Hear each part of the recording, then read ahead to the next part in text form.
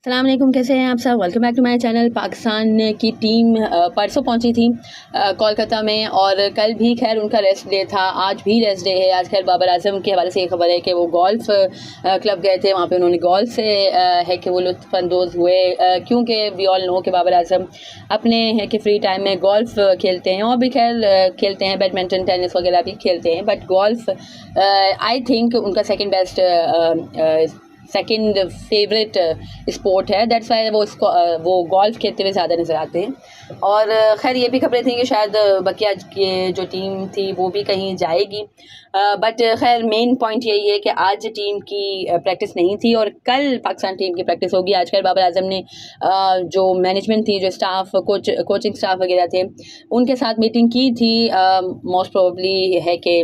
जो मैच की जो भी उनकी प्लानिंग होगी उस हवाले से की होगी, और फिर है कि वो गोल्फ़ क्लब गए थे। इसके बाद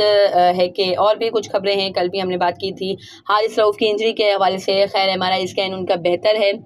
तसल्ली बख्श रिपोर्ट है, बट स्टिल मैं चाहती हूँ कि अगर तो उन्हें प्रॉब्लम है, क्योंकि एशिया कप में भी उन्हें यही प्रॉब्लम थी और अभी भी उन्हें यही प्रॉब्लम आ रही है, तो वही है कि नसीम शाह की तरह उनकी इंजरी भी बहुत ही ज़्यादा है कि ख़राब ना हो जाए, और है कि अगर तो उन्हें रेस्ट दे दिया जाए, या फिर है कि क्योंकि मेरे ख्याल से अगर हम हारिस रऊफ़ को रेस्ट भी दे देंगे तो इतना ज़्यादा प्रॉब्लम नहीं होगी, क्योंकि हारिस रऊफ़ जिस तरह की डेथ की बॉलिंग करते हैं उस तरह की बॉलिंग आई थिंक ज़मान खान भी कर सकते हैं। ज़मान खान रिजर्व में हैं,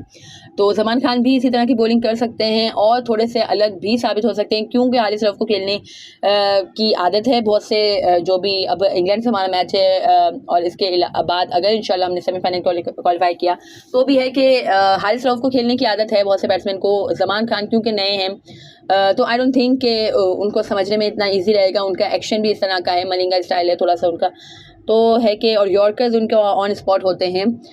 तो आई थिंक कि ज़मान खान को हमें रिज़र्व में से वही है कि ICC से कुछ करना पड़ता है, कुछ रिक्वेस्ट करनी पड़ती है, तो कर लेनी चाहिए। और शादाब खान के हवाले से भी यही खबर है कि कल उनकी भी असेसमेंट होगी, डेली बेसिस पे उनकी असेसमेंट वैसे हो रही है,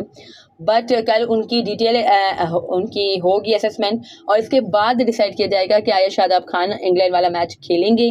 या नहीं खेलेंगे। और हारिस रऊफ़ के हवाले से भी यही है, मेरे ख्याल से तो खैर हारिस रऊफ़ को रेस्ट दे देना चाहिए, ज़मान खान को हमें इंक्लूड कर लेना चाहिए, या तो अगर हम ज़मान खान को इंक्लूड नहीं भी करते हैं तो वाई नॉट शादाब खान की जगह हम अबरार अहमद को डाल लें, क्योंकि इंग्लैंड के अगेंस्ट वैसे भी है कि बहुत ही अच्छा रिकॉर्ड था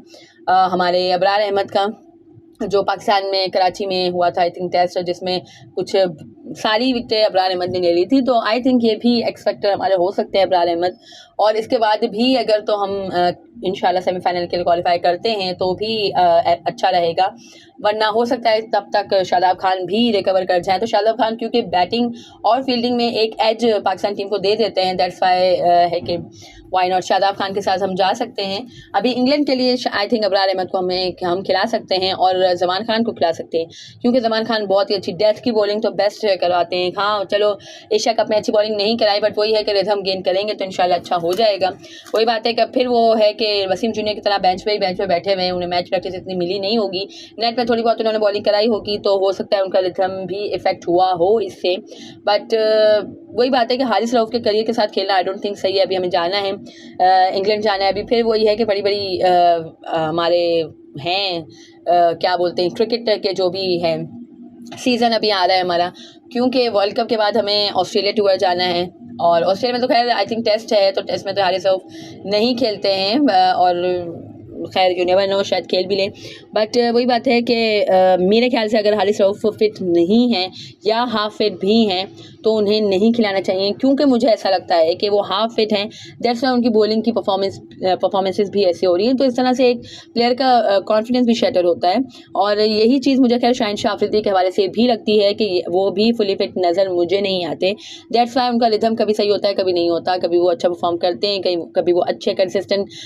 लेंथ में बॉलिंग करते हैं, कभी नहीं करते, और यॉर्कर्स वो नहीं करा सक रहे, क्योंकि वी ऑल नो कि यॉर्कर्स में ज़्यादा है कि चाहिए होती है, ज़ोर ज़्यादा लगाना पड़ता है, पेस चाहिए होती है, पेस भी खैर कम हो गई है। हारिस रऊफ़ की नहीं, शाहीन की पेस भी इतनी अच्छी नहीं है, तो खैर थोड़े से मुझे कंसर्न शाहीन के हवाले से भी हैं, बट वही बात है कि चलो शाहीन को तो अब हम नहीं है कि रेस्ट दे सकते हैं, तो हारिस रऊफ को हम दे सकते हैं रेस्ट, और है कि उसकी जगह पे जमान खान को शामिल कर सकते हैं, और शादाब को भी आई डोंट थिंक कि हमें खिलाना चाहिए ये वाले मैच में, तो एटलीस्ट या तो उसामा मीर के साथ जाना चाहिए, या फिर वही 4 पेसर्स के साथ जाएंगे तो फिर वही स्लो ओवर रेट का मसला होगा, और है कि फिर वही जब फील्डर अंदर रखो तो मसला हो जाता है। एक तो वैसे भी है कि ज़्यादा हाई स्कोरिंग मैचेस होते हैं तो सिक्सेस भी हिट होते हैं, फिर वो बॉल आती है करती है, उसमें भी खैर टाइम लगता है, और फिर फास्ट बॉलर भी अपना रनअप लेने जाता है इतना दूर, और फिर इस तरह से होता है, तो थोड़ा सा स्लो ओवर रेट का भी मसला हो जाएगा। That's why I think Husam अमीर के साथ ही जाना चाहिए, वही 3 पेसर और 2 स्पिनर्स के साथ जाना चाहिए। खुदा करे कि हमारे स्पिनर्स को कुछ अक्ल आ जाए और वो तरीके की बॉलिंग कर लें।